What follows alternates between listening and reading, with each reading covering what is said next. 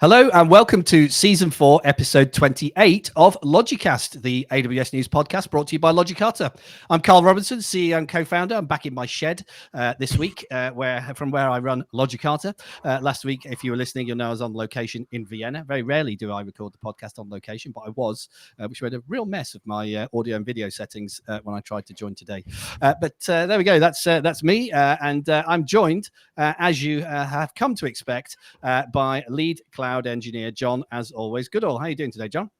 Well, last week you were on location. This week I'm on my feet because I have a sit-stand desk and I thought I'd try doing it standing up for a change because I stand up probably 30-40% of the time.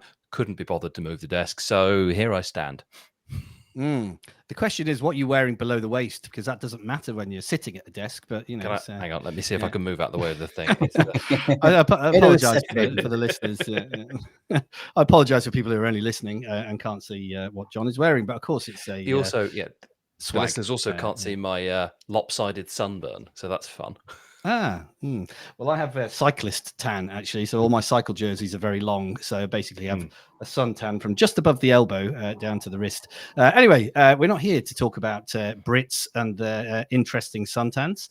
We are here to talk about AWS news, and we're very lucky to be joined today by special guest, fellow AWS community builder Mahendran Selvakumar. How are you doing today, Mahendran?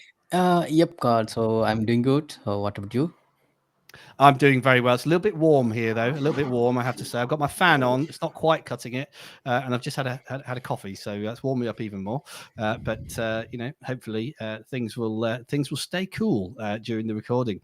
So tell us a bit about yourself, Mahendran. I mentioned that you're an AWS community builder, but I understand that you do quite a bit for the AWS community. I am one of the AWS community builder and AWS user group leader for West Midlands, AWS Birmingham, and also that Hazika ambassador, and I'm CloudWatch Birmingham leaders, and I'm doing a lot of the works in that community and writing the blogs in my websites like the DevOpsNet.com and hosting the events and connecting with the people and mentoring that university students. And I'm doing a lot of the things for the community.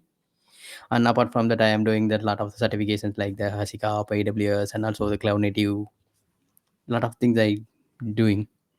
And you're a DevOps engineer, are you? Yes. By day when you're not doing community work? Cloud and DevSecOps engineer. So usually we are managing that AWS and Azure environments and also work as that security part as well. So if it's in Birmingham, does that make you a BrumOps engineer? Yep, BrumOps engineer. Correct. So tell me, what's the most interesting thing you've done in the AWS user group West Midlands? Was it West Midlands you said? West Midlands, yep. So West Midlands. Yeah, so recently we did just AA related meetups.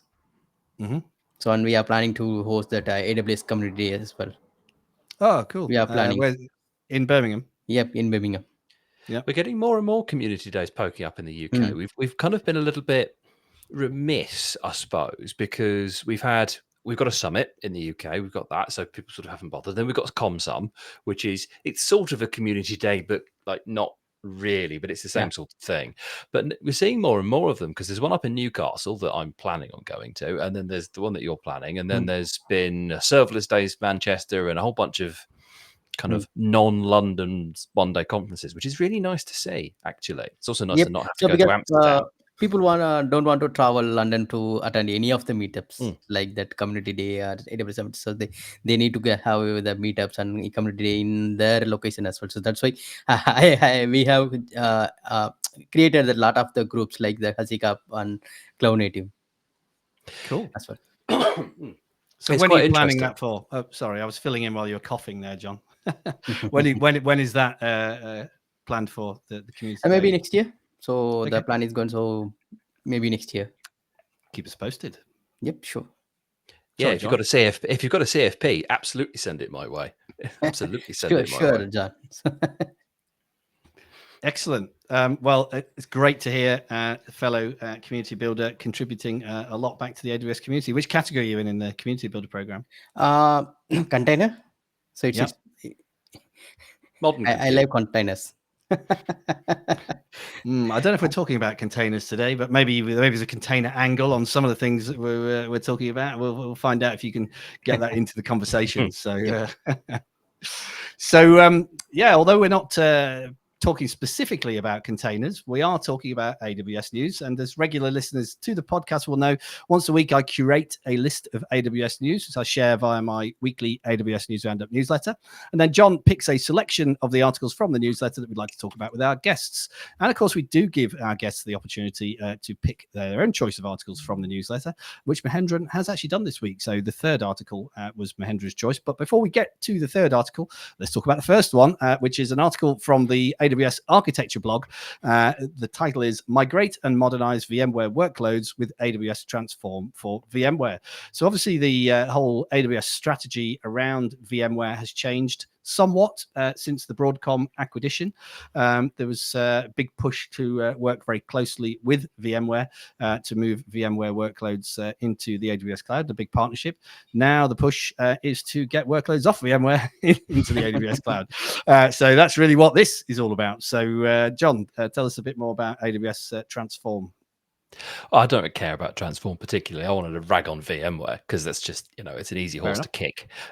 So yeah, you're not wrong. That was kind of the angle I was coming at. And you sort of stolen my talking point a bit. You're not wrong because the MO from AWS up until reasonably recently was you can take your VMware workloads and just run them on VMware for AWS, right? So you can take all your vSphere stuff and all your vCenter stuff and you can just stick it in our cloud rather than running it yourself on your own kit, which solves for your data center exit without you having to do any kind of transformation work. You don't even really have to lift and shift. You can just go, nope, done. You don't have to lift and shift the workloads. You're lifting and shifting kind of the wrapper around it, and then you're out of your data centers. And that was a really interesting take for me from the beginning, because I get it. VMware was a massive player. I mean, you would know, Carl, given that you ran a VMware hosting business for many, many years.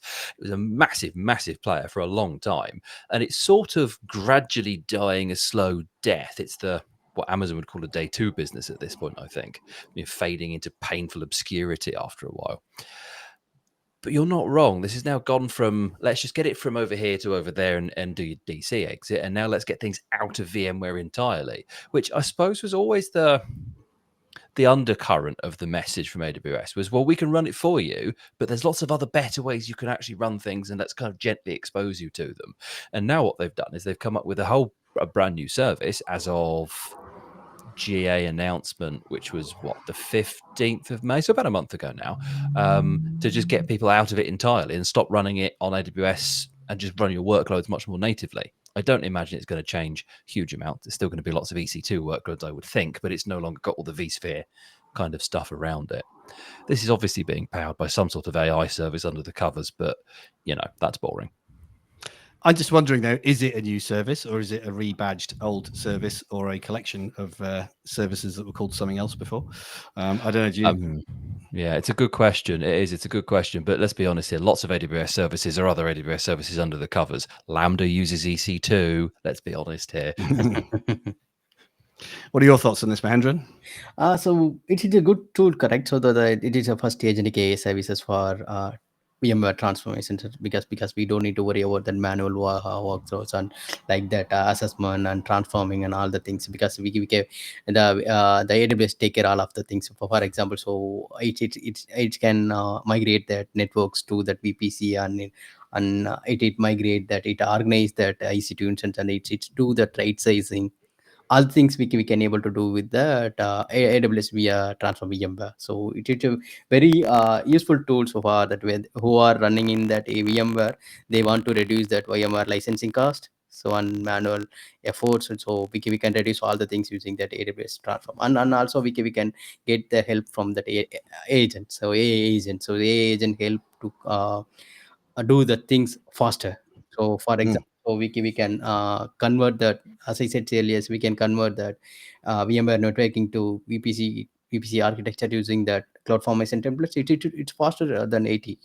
So, and also it supports the RV tools and ICX import and all the things we can do using the AWS transforms. So, and it is a pretty tools, and we can enhance that accuracy and also speed and efficiency. Also, we can do the things. It's good announcement as per my understanding. It's good. Is it free, or do you have to pay? Sort of. It's free it's for one of those. Go on. Accessment and transformation. So we don't need to pay for the core services. We need to pay only for that services we are using in the AWS, like the EC2 on VPCs. Yeah, it's free in the same way that like cloud formation is free. Yep. You don't Yep. pay for the thing itself, but you pay for the things that it uses and makes and all the rest of it, which is sort of what you'd expect, really. And this is your point as well: is it a new service? Well, it's a new service, but it's still going to back into some primitives because lots of other things do that too. Because if you've got a service in your cloud offering that does VM management for you, you're not going to go and not use that. You're just going to use that. So that kind of makes sense. It's quite interesting as well. The architecture diagram is the how Transform works under the covers, I think, architecture, which is really interesting. It's really, really complicated. But it's important to note that most of these VMware migrations are not going to be I've got half a dozen VMs sitting in vSphere and I just want to move them. Please help me migrate. They're going to be big, complicated things. Otherwise, people would largely have done them already. Maybe that's my bias, but that's kind of where I'm sitting with this. Is if you've gone from, well, we've got some stuff running on our own tin, it happens to be running on VMware, we don't want to do that anymore. Oh, we'll just spin up some EC2s. There are only half a dozen VMs. They're not complicated. We can just build them again ourselves. That's not who this is aimed at. This is aimed at the big enterprise market once again, which kind of makes sense. And of course, if you follow anything to do with AWS funding, there's lots of funding being thrown at migrating VMware workloads into AWS right now through the MAP Migration Acceleration Program. There's additional incentives for migrating VMware virtual machines. So you've got the tooling, you've got the funding. If you're sitting on a large VMware migration, now might be the time to talk to AWS about it, or an AWS partner, of course. And they do call out the partner thing at the end there, which is always good because AWS do quite regularly call out that there's teams of experts and partners, and they have a migration and modernization partner program, or whatever it is they call it. So yeah, if you've got this big workload that you need to get moved, now's the time. Cool. On that note, let's move along to our second article for this week, which is an article on CNBC. And this is all about Amazon building, or Amazon Web Services building equipment to cool Nvidia GPUs as the AI boom accelerates. So I think we've mentioned before that some of these Nvidia racks now are getting up to crazy kind of 120 kilowatt per rack power density. And obviously that's going to be generating an awful lot of heat, having that amount of power in that amount of space. We've spoken on a previous episode about liquid cooling systems that are being developed at the kind of rack level. But I think this is more kind of at the actual GPU level, or the server level at which your GPUs reside in. And I know you like to nerd out on this cooling stuff, John. So what are your thoughts on this one? Yeah, so if you think GPUs, I'm a gamer. This is well known, right? I've been looking at upgrading my graphics card as it happens, and a commercial, a retail graphics card has it. You call it your GPU. It's not. It's a graphics card because there's dozens and dozens of chips on them. Like my cheapo one's got a couple of dozen on them because that's just how they work. They kind of stack them, but they come with air cooling out the box, right? And what Amazon are starting to, AWS more specifically, are starting to come up against these heat saturation of these things, because yes, you can move as much air as you like, but eventually it's not like you're going to run out of air, but it's just not efficient because the heat capacity, the thermal density of air is just not that good. It's really good at moving things. But it doesn't have the thermal density. And liquid is like 900 times more thermally dense. So you don't have to move anywhere near as much. What they're starting to do, and you can kind of do this yourself, you can buy water cooling blocks for retail graphics cards, and you can take the air cooling stuff off, put a water block on it, and you can be a alpha nerd with your hardline liquid cooling and all the rest of it. And AWS is starting to do that, but they have to build their own because they're not working on one card unit, they're working on hundreds of thousands, and they're stacking them in these ridiculous racks that, as you say, take up huge amounts of power. It's a bit annoying that this is just an article that says, well, they're doing this. I really wanted a picture of it. I really wanted a diagram or something, because that's just not there. But what they're doing is they've conceived of an in-row heat exchanger, which an engineer named that, didn't they? Let's be honest, that's not got a cool name. But they can be plugged into existing and new data centers. So this is not new only, this can be retrofitted, and they can just sort of go, plonk, here's your new heat exchanger, much better cooling. it's just a good idea because, as we say, this whole most of the AI revolution, for lack of a better term, has been powered by GPUs because you can buy them commercially and you don't have to run your own silicon. And Amazon is trying to run their own silicon, but they still need to cool all of the existing racks and racks and racks of these things. So they have to come up with a way to do it. And it's really interesting to see the hardware development going on now, because we talk about software all the time, but it's really interesting to see the hardware development going on too.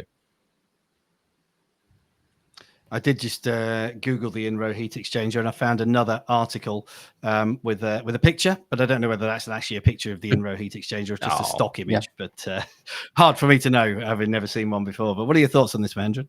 So as John said, so the modern GPUs, it should be that like Nvidia Blackwell, it should be that extremely hot, correct? So but the particular air cooling system is not enough for that one. So that's why so they created for that in heat exchanger. So in that in heat exchanger they fit it in that particular what is that, sir? Particularly server tracks. So that uses to remove that heat. So based in the cooling system, so it more efficiently fix that heat. And one more thing is that so as John said, so it can be fitted in that existing data center or a new data center. So we don't need to do lot of the changes. So we can do the some rapid changes. So based on the changes, we can do modify those things. And it is a good news for that. So who are you developing and who are using that Nvidia GPUs like that Nvidia Blackwell. It's important as well that they're able to do it in existing data centers, because what we don't want is this. We already have a kind of tiered system for regions, because you get, certain regions get things earlier than others, but we don't want a tiered data center system for this is an AI only data center because we need all this custom new cooling for it to work. We really want to avoid that, because okay, we're going to have a bigger data center footprint. We sort of accept that as an inevitability of this new world that we live in.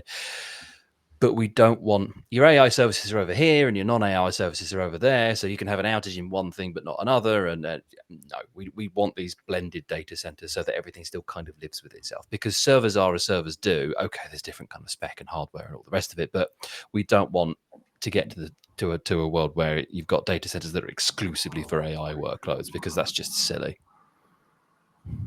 But maybe in the future there'll be nothing else, if you believe the hype cycle. At that point, I shall whittle Everything's spoons for a living.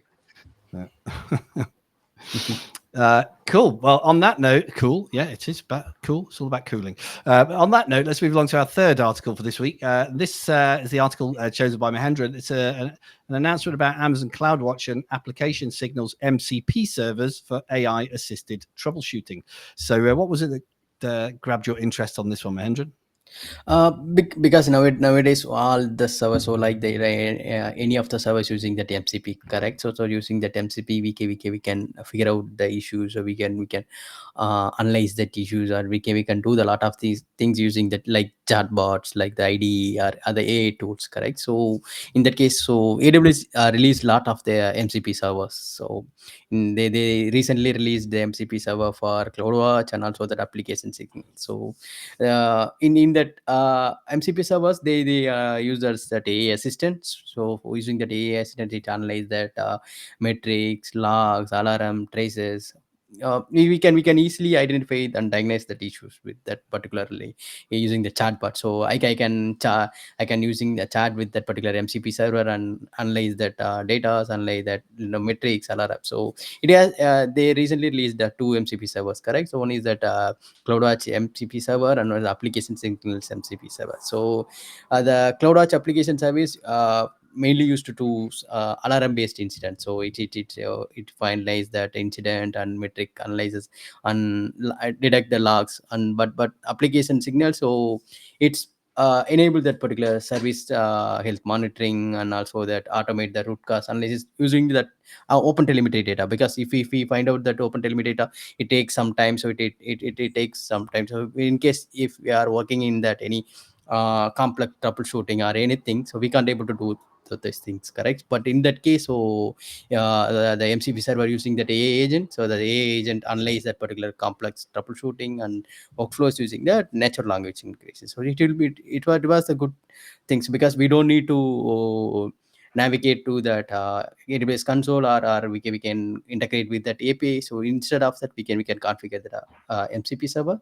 Using that MCP server, so we can use that one. So somehow I think the CloudWatch MCP server used in that all regions, and also that the same thing, application signal also available in that all region wherever we enable that application signals. What's your thoughts, John and Carl? I have no idea what MCP even is. This is one of those things that's come out of left field, and I haven't been able to keep up with it because I've been heads down on some, traditional development work. Well, I say traditional; it's still modern compute, but I've been head down on something that's not AI, and this one has just completely passed me by. I've no idea what MCP even is. So I have no opinion on this. I know what it stands for, but that's about the extent of my knowledge as well, because like you say, it has just kind of exploded out of nowhere, and all of a sudden there's MCP servers for this and MCP servers for that, and everyone's going, do I need an MCP server? It's kind of like, don't really know. But yeah, I mean, the way I understood it, it was to enable different models to talk to one another, different large language models to talk to one another. But I'm not quite sure exactly how that fits into this particular context, because this is more about you interfacing with these services. So, I hadn't really understood that as a use case for an MCP server. I think in this particular context, it's allowing the AI agents, as it were, to actually understand it's giving them more context on what CloudWatch or whatever is spitting out, rather than just, so if you were to take like a CloudWatch alarm and say to Q, this is a CloudWatch alarm, tell me what it's about, you've given it some context. And I think it's kind of cutting you out of that. Say, this is a CloudWatch alarm, it's talking about this system, tell me what I need to go and do about it. It's sort of cutting that out. So it's giving it just more context up front, as it were. Well, if you want to try them out, they are available in labs. So get stuck in. Don't ask me anything about them. Well, maybe you go and do the labs, John. That could be a little weekend job for you, just to have a play with the AWS Labs MCP open source repository, where you can. My weekend jobs are to turn my brain off. So, well, just turn it to something else. A change is as good as a rest, as they say. So, yeah. Anyway, on that note, let's move along to our next article for this week. This one should be very close to all of our hearts, but I have to say it's not something I've actually looked at yet myself, even though I saw the article last week. It's an article on the AWS News blog introducing the new AWS Builder Center, a new home for the AWS Builder community. So, as we mentioned at the beginning of the episode, there are lots of different communities. There's the community builders, there's the heroes, there's the user group cloud leaders. Captains, there's the user group leaders, exactly. There's the ambassadors and so on and so forth. And generally, they've all kind of had their own little siloed websites, Slack channels, and so on and so forth. And AWS is going to great lengths to try and bring all of those things together into one place, which I guess is why they have launched the new AWS Builder Center. Last year at reInvent, there was a big push to get all of the builders onto the new Builder ID, which is intended to be one login to rule them all for all these different places that we can access stuff, community stuff. But have either of you, I'll go to John first, have you logged into the new Builder Center to see what's going on? I have, very briefly, because I happen to have two builder IDs for reasons that make sense at the time. And one of them is is my actual profile picture, and the other one is a picture of me at reInvent, because I set it up at the time, oh, hang on, I've already got one of these, and then did it properly, and then hence I've got the right things on it. But yeah, you're not wrong. This is an extension of the Builder ID thing, but it's pulling the community elements in, right? So if you go to community.aws, you now get redirected to Builder Center, because that was a thing. That was like a prelude version that existed for a couple of communities, but not everything. That's now being kind of merged into everything. The Builder ID is the one login to rule them all, as you said, because historically, when you needed to talk to AWS about certain things, it was really confusing what you logged in with. You could log in with an AWS account, but that was sort of for machines and for, buying servers and that sort of thing. It wasn't for you interacting with AWS as an entity. And then for a while, you could log in with your Amazon.com account, which makes sense because almost everyone's got one. And it's just it was a thing that they could kind of tack into and use. Or you could have your own login for the various things. So If you were doing training and certs, you needed to log into the training and certification. And it's all kind of been rationalized into Builder ID now, which is why it's now signing with Builder ID, and then you can get into Builder Center from there, as opposed to having its own kind of login mechanism. It's really interesting, though, because there's a whole bunch of, it's learn, build, connect, and then there's a wish list. And what you can see is you can look at bits of product roadmaps, you can look at communities, you can look at hands-on resources and labs in the build section. And it's kind of, it backs into is it skill builder or skills builder? I don't know if there's an S in the middle of that. Skill builder. No, it's skill builder. And they're sort of starting to pull content across from there. And here's how you can do better ways to build, and so on and so on. It's really, I think, a starting place rather than where they intend to go with this, but it's the starting point for bringing all of the various communities into one kind of place, and all of the various other ways you can learn and grow on AWS, to kind of pinch a CB tagline, into one place, which is really, really good, right? Because it's been disparate and islands of data for a long time. And it's nice to see it coming together. And also Mateus wrote this one. And if I see Mateus, I pick him. So, Well, I have to change what I said, go back on what I said, because I have now logged into the Builder Center and I'm looking at it right now. But that's not really long enough for me to form any major opinions. What about your thoughts on this, Mahendran? Have you logged into it before? Yep. So I logged in. I configured my account and I have followed a lot of the persons in that, like the AWS heroes and all that other AWS community builders, because they have shared some contents in there, so we can easily get the content from there. And also my I like most the thing is that wish list. So you all see that options wish list. So because in that wish list you could submit your own idea to AWS to help them. So because for example, if you have any idea in that AI and any idea in that build Amazon Bedrock, like that, any of the services, you could submit your own idea, you can upload them. So it will be very useful for the AWS help to improve. And the same thing, so we can easily access that toolbox and that workshops and all the things we can able to. And not only for that community enhancements, it will be we can get the access to startups as well. So for example, if anybody want to create the startups, so they have the access for that as well. So it is a centralized platform, correct? So we all share the ideas, we all share, and we all help there to support them. It's a great tool. So because we know so that AWS ambassador has the different Slack channel, they're different places, and AWS community builder have the different Slack channel and different places. But we all combine and we can share the ideas, and we can share that and we can support them.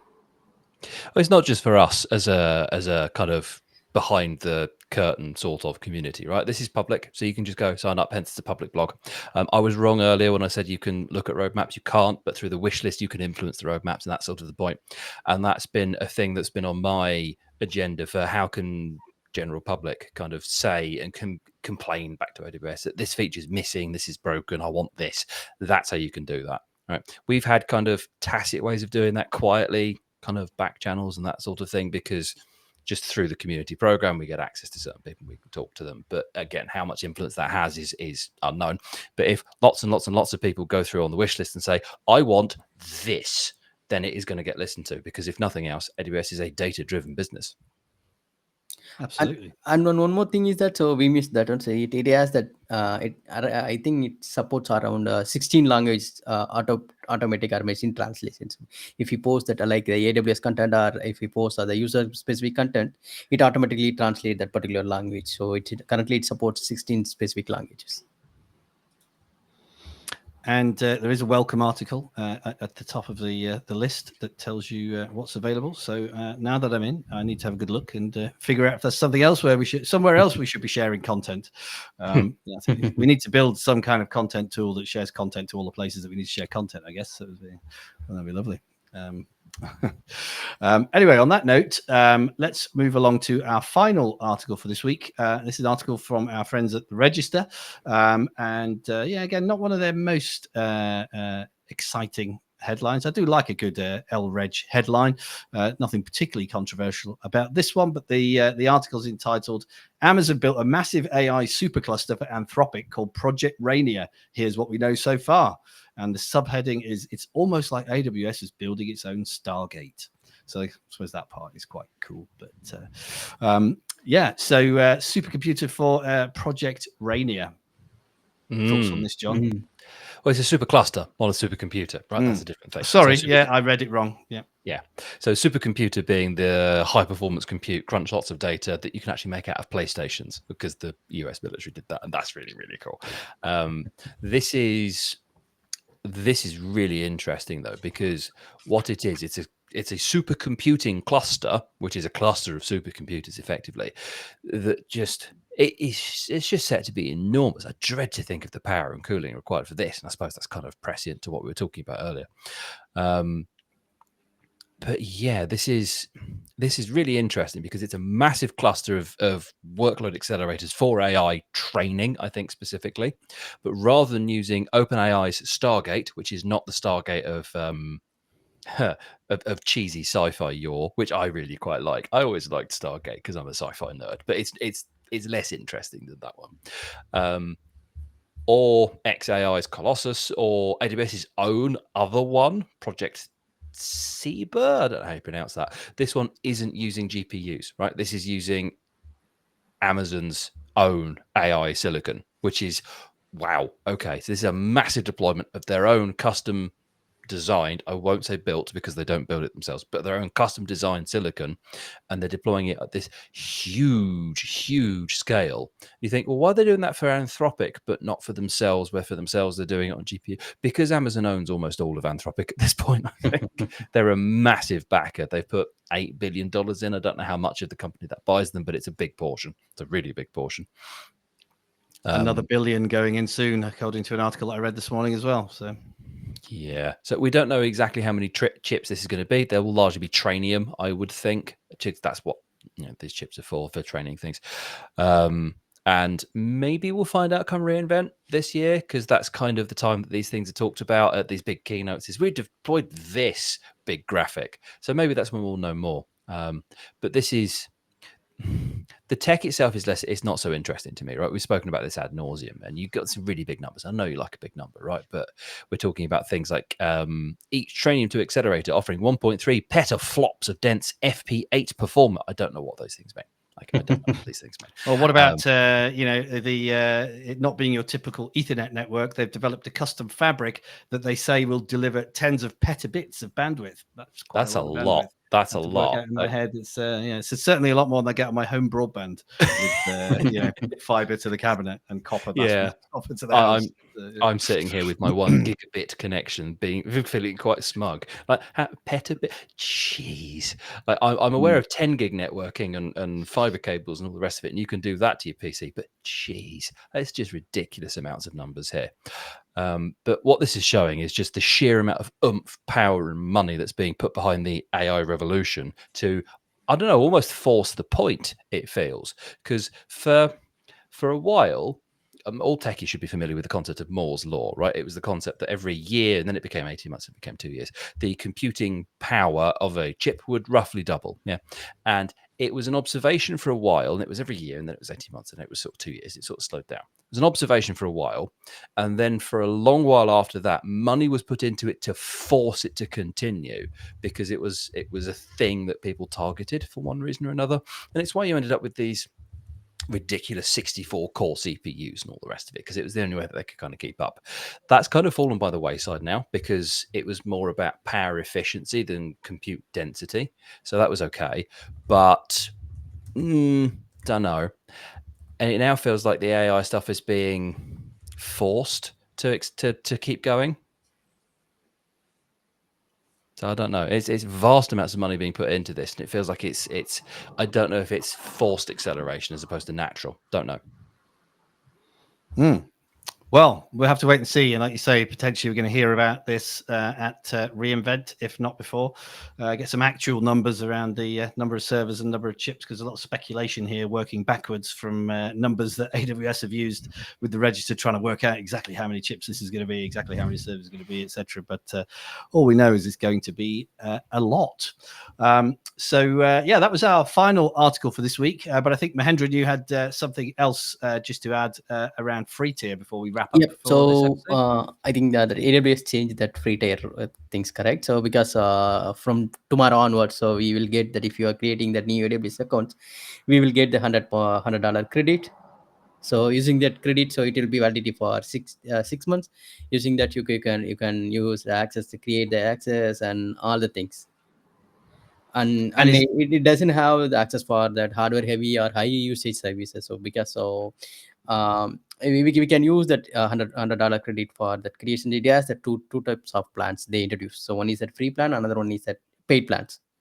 The free plans are mainly targeted for that students or early comer for AWS. So in case if you are using that production grade application, so you can use that paid plan. So because why once that particular $100 credit over, so it automatically convert to that paid pay as you go. So is the $100 credits replacing free tier services, or is this in It is addition replacing to? the free tier plans.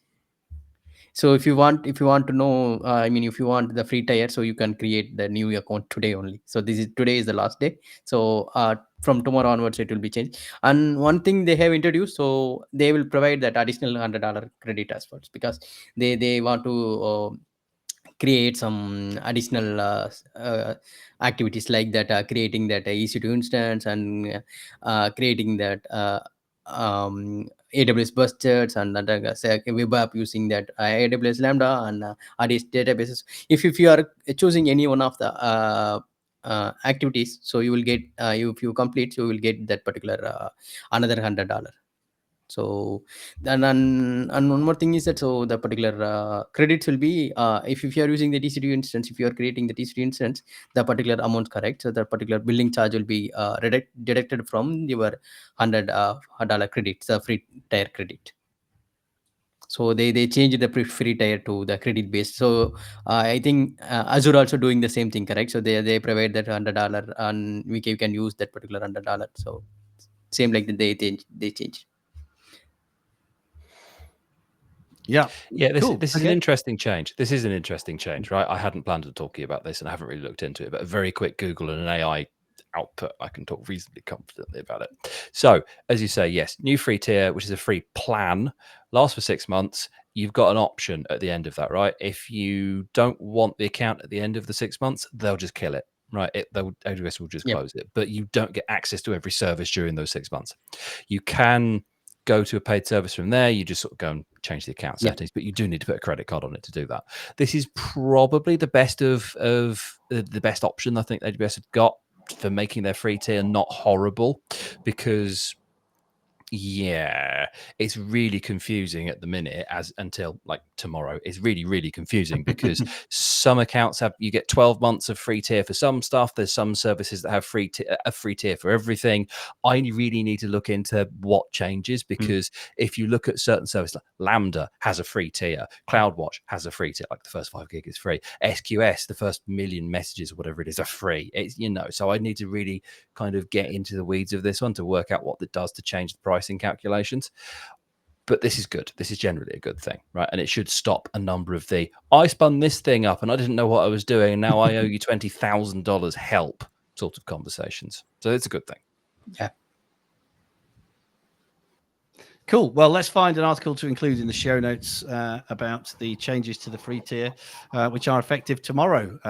As we're recording this, perhaps not as you're listening to it, but the 15th of July, the new free tier credits come into effect. So thanks for bringing that one to our attention, Mahendran. Great to tack that one onto the end of the episode.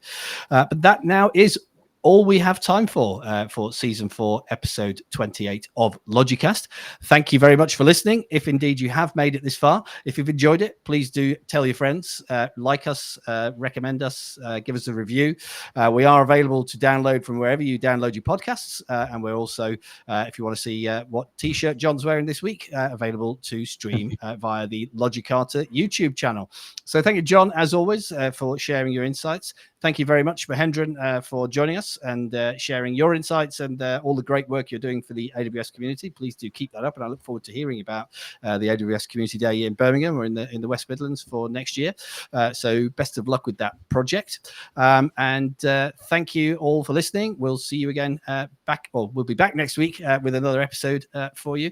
Until then, thanks for listening. See you again next time. Cheers. Thank you all. Thank you both.